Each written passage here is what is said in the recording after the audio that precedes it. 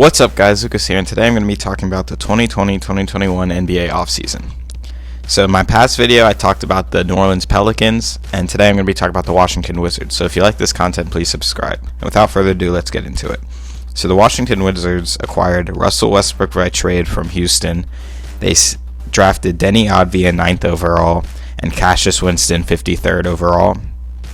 They signed Robin Lopez from Milwaukee Bucks, Raul Neto from the Philadelphia 76ers, Marlon Taylor, who is an undrafted rookie, Caleb Holmesley, who is also undrafted, and Yoli Childs, who was also undrafted. And leaving them in free agency is Admiral Schofield, John Wall, Jaren Grant, Ian Mahinmi, sorry, I don't know how to say his name, Shabazz Napier, Gary Payton, Gerard Utoff, and Jonathan Williams. So right now the current roster is Denny Advia, Bradley Beal, Davis Bertans, Isaac Bonga, Troy Brown Jr., Thomas Bryant, Yoli Childs, Anthony Gill, Rui Hachimura, Caleb Holmesley, Robin Lopez, Garrison Matthews, Raul Neto, Angus, I don't know how to say that one, Jerome Robinson, Ish Smith, Marlon Taylor, Moritz Wagner, Russell Westbrook, and Cassius Winston. So yeah, let's go over everything again. So Russell Westbrook, the big trade this offseason. So for 2 years now, their star, the Wizards star, John Wall, has been injured, obviously. And it was kind of unfortunate timing because he signed his big Supermax 2 years prior, and he was a top 15, top 10 player at that time. But then he obviously was riddled with injuries, tore his ACL, then tore his Achilles back-to-back, so he hasn't seen the floor in a while. This was the season he was supposed to make his return, but right before the season starts, he wanted to trade.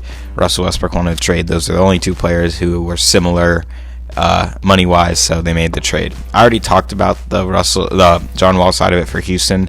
In my opinion, I think the Washington Wizards won this trade.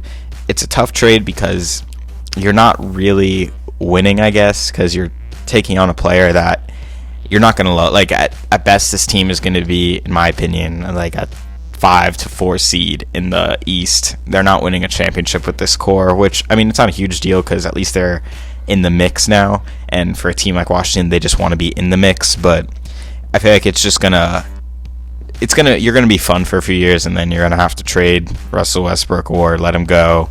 And then Bradley Beal is going to want to walk. So I don't think it makes you a championship team around Beal, but that's a tough ask for anyone. So I would do the trade because if you just look at it, you have John Wall and you're paying him that money. That money is going to be paid. He's at $40 million and he hasn't seen the court in 2 years. So you can either pay John Wall that money or you can pay Russell Westbrook, who has been an all-NBA caliber player for 2 seasons now, where John Wall hasn't even played for 2 seasons. So I think it's a no-brainer for Washington. You had to do this trade. It just makes you more competitive in the East. So I agree with the trade. I think you had to do it.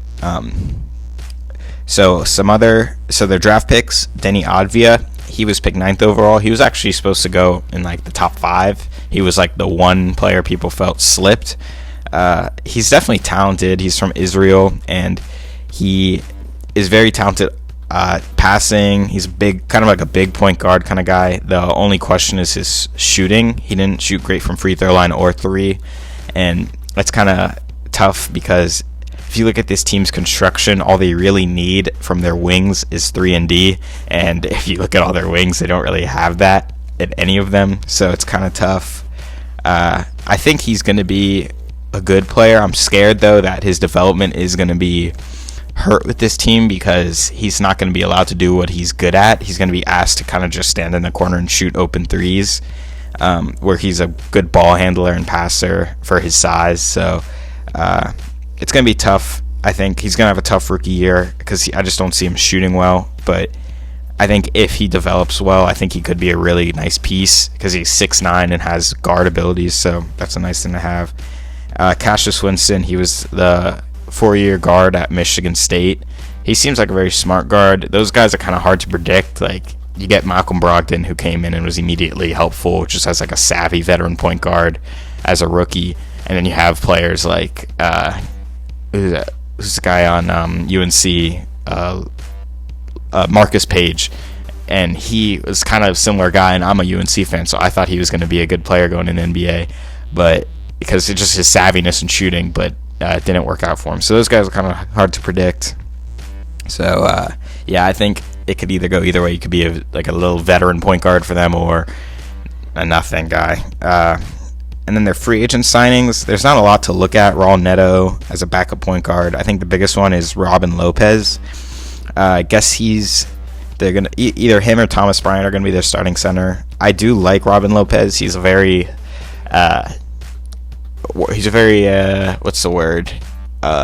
hardworking center. Like, he just is one of those guys who he's always gonna box out.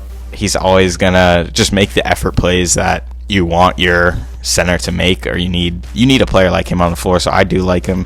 He sounded incredibly talented. Like, he's not going to score a lot for you. He can't do much outside of beyond around the rim stuff. So he's not like I wouldn't call him a plus player, but he's like a player that's a good locker room presence, going to do the things that you need him to do. He's going to rebound, going to box out, going to set screens. So he's going to be a good piece for them, I think. So then, looking at this team, like their roster, they have the Bradley Beal, Russell Westbrook pairing, I think, is enough to send them into the playoffs. They have 2 top 30 guys on their team, and just that, there's only 30 teams in the NBA. If you have 2 of the top 30 guys, you should make the playoffs. And then they have a lot of good pieces around them. Maybe not a lot. They have good pieces around them. They have Davis Bertans, who I think is perfect next to them. A really good a really good 4 who can spread the floor. He's very fast. He can run around on screens. I just think he's a good third guy to have, and he can really put up points. Like, he had a lot of big games last year, so I do think he'll be a really good third option for them. Moritz Wagner and Thomas Bryant, both of those bigs played really well last year. Not very good defensively. That's why I do like the Robin Lopez signing, because he's a good defensive center. Neither of those guys are good on the defensive end, but offensively they're both pretty skilled. Thomas Bryant and Moritz Wagner can both spread the floor. Thomas Bryant's a little bit more imposing, like on the block, but I do like both of their games, and I think offensively they can be really good for this team. Troy Brown Jr. did show flashes last season. He's improved as a shooter every year. He was a 31% shooter on 3 attempts a game his rookie year. Then he went up to 35% on 3 a game.